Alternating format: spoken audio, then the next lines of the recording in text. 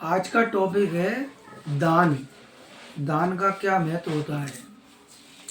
दान किसी को, जैसे दान आज की डेट में क्या होता है कि हम लोग धन, जो धन होता है इकट्ठा लेकर के धन किसी भी आश्रम में या कहीं भी किसी भी तरीके से जो धन का दान करे आते हैं, वो सबसे ही गलत और मूर्खता कहलाती है। क्योंकि दान का अर्थ है किसी के पेट का भरण पोषण करना, वही दान हमारा लगता है। ये नहीं कि आप किसी भी आश्रम में किसी ने कोई अपनी रसोई चला रहा है या कोई अपना आश्रम चला रहा है या कोई अपना गाय की आड़ में आश्रम चला रहा है, कोई अपना वृद्ध आश्रम की आड़ में आश्रम चला रहा है, कोई अपने हॉस्पिटल या उसकी आड़ में आश्रम चला रहा है और उसके सहारे वह दान मांग रहा है, धन मांग रहा है, तो वो धन देना सबसे बड़ी मूर्खता कहलाती है। क्योंकि दान हमेशा दिया जाता है जो वो केवल किसी के भरण पोषण की पूर्ति के लिए दान करना ही दान माना जाता है। ऐसा नहीं कि धन लिया और लाखों रुपए उसको दे आए, वो तुम्हारे ही लाखों रुपए से ऐश मौज कर रहा है और बड़े बड़े अपने कोठी गाड़ी बंगले सब तैयार कर रहा है और तुम्हारा उसमें कोई श्रेय प्राप्ति दान की नहीं हो रही है। क्योंकि दान की प्राप्ति, दान वहाँ लगता है जहाँ किसी का पेट भरा जाता है। स्वयं अपने हाथों से किया हुआ दान ही सर्वश्रेष्ठ माना जाता है। क्योंकि हमारे मन की यात्रा और हमारी आत्मा की गति को हमको स्वयं सुधारना है, ना कि किसी को दे करके हमने वो दान किया तो वह दान माना ही नहीं जाएगा। क्योंकि दान सबसे भरे में भरा जो दान होता है वह दान नहीं कहलाता।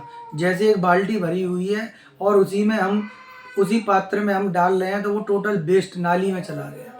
तो जब वो वेस्ट हो गया तभी इसीलिए घर घर में दुख, कष्ट, तकलीफ, परेशानी, रोग बड़े बड़े ये लग रहे हैं। दान देने के बाद भी रोग लग रहे हैं।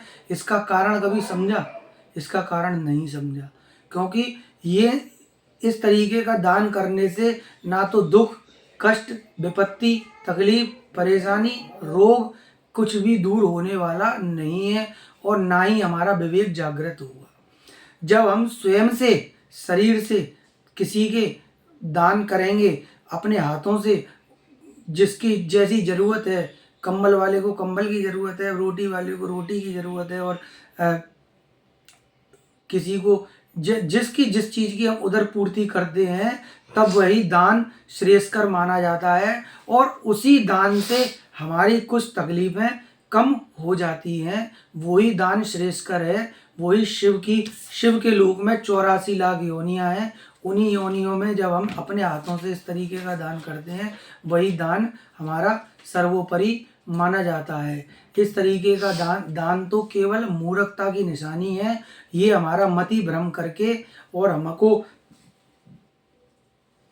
धर्म की आड़ का ऐसा मुखौटा पहना देते हैं, मति भ्रम कर देते हैं और हम इनको दान दे आते हैं। क्योंकि इनके अपने कोई व्यापार नहीं है। ये तो दान अपना ले रहे हैं, यानी दान हमसे ले रहे हैं और काम अपना कर रहे हैं, अपना सब व्यवस्थाओं को बढ़िया बना रहे हैं और दान हमसे ले रहे हैं, नाम अपना कर रहे हैं। अब किसी का यदि आश्रम या कोई रसोई या कोई चल रहा है तो नाम किसका हो रहा है कि साहब फलाने अनुरागाचार्य साहब रोज रसोई कराते, तो नाम किसका हुआ? उसका हुआ। और हमारा क्या हुआ? हम तो दे आए और बस आ गए घर और कुछ नहीं। ना हमारा नाम हुआ ना हमारा दान लगा, दोनों ही चीज़ नहीं लगी और पैसा हमारा टोटल वेस्ट नाली में चला गया। तो हमने कुछ नहीं करा, केवल अपने लिए तकलीफ़ें, आने वाले जीवन के लिए तकलीफ़ें और पैदा कर ली। तो इस तरीके का दान सबसे बड़ी मूर्खता कहलाती है। नाम उसका हो रहा है, चमक हो रहा है और हम उनको दान दे करके अपनी मूर्खता कर रहे हैं। यदि हम कहीं स्वयं से कहीं चलाएंगे, कोई रसोई चलाएंगे, किसी को देंगे, हम स्वयं से देंगे तो दान भी लगेगा भूखों का और हमारा नाम भी होगा। तो ना तो दान हो रहा और ना नाम हो रहा और दोनों ही काम ये इनका दान भी लग रहा है और ये चमक भी रहे हैं, इसलिए इनको तरक्की मिल रही है। और गृहस्थ जो है वह गरीब होता जा रहा है, परेशान होता जा रहा है और ये मस्त होते जा रहे हैं। और इनका इसी बात से ये अपना भोकाल बनाते जा रहे हैं और भोकाल बना करके यही जनता पर अपना शासन करते जा रहे हैं और घुर्राते जा रहे हैं। बाकी दान यही सर्वश्रेष्ठ है। ये मति जब तक हमारी नहीं हटेगी, जब तक कुछ होने वाला नहीं है। ये ऐसे ही करते रहेंगे और वो धर्म के नाम पर धंधा करते रहेंगे। इनसे बचना चाहिए। भगवान श्री कृष्ण ये नहीं बताते, इस तरीके का दान भगवान श्री कृष्ण ने कभी नहीं बताया। भगवान को गहराई से जानो, मन के हृदय से जानो। भगवान तन से जानने वाले नहीं है, ईश्वर तो मन से जानने वाला है। उसको समझो, तभी हमारी परेशानियां दूर होंगी। हम इतना दान करके आ जाते हैं और फिर यही बात कहते हैं, करे यार भगवान ने तो हमारी रक्षा करी नहीं, भगवान ने तो हमें परेशानियों से बचाया नहीं। तुमने दान ही सही नहीं किया है तो भगवान कहाँ से रक्षा करेगा, कहाँ से परेशानियों से बचाएगा और कैसे तुम्हें विपत्तियों से निकालेगा? तुम्हारा दान ही गलत है। धन का दान देना सभी जगह यदि बंद कर दिया जाए और केवल उदर पूर्ति के हेतु सामग्री की व्यवस्था हेतु दान किया जाए, केवल सामग्री देना है कि इसको आटे की ज़रूरत है तो आटा दिया, दाल की ज़रूरत है दाल दिया, चावल की ज़रूरत है तो वहाँ चावल दिए। यदि धन की जगह पर सामग्री का दान देना शुरू हो जाएगा, तभी हमारा कार्य संभव होगा, तभी हमारा कार्य सफल होगा। वही दान श्रेष्ठकर है। दान जरूरी नहीं रोज करो, साल में एक बार करो, 6 महीने में एक बार करो, लेकिन ऐसा करो कि जिसमें अपना दान भी लगे और नाम भी हो। इस तरीके का दान केवल बेकार का दान है।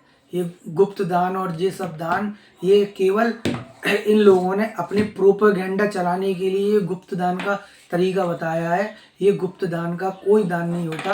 दान तो चौड़े में होता है। जैसे सत्य हमेशा चौड़े में चलता है, राम नाम का सत्य जो है वह चौड़े में चलता है। तो गुप्त का काम तो चोरों का होता है, सत्य का काम चौड़े में होता है। इसलिए गुप्त तो दान केवल चोरों का होता है और सत्य का दान चौड़े में होता है। चौड़े में फसल पड़ी है वही सत्य है, चौड़े में चल रहे हो छाती चौड़ा करके वही सत्य है। बाकी तो ये सब गुप्त तरीके से किया गया तो चोरपना कहलाता है। जैसे रावण ने चोरी से हरण किया, जैसे इंद्र ने अहिल्या को चोरी से उसकी अस्मत को खराब किया। तो ये तो सब चोरों का काम है। इन चोरों से हमको बचना है, तभी हमारा जीवन का कार्य सार्थक होगा।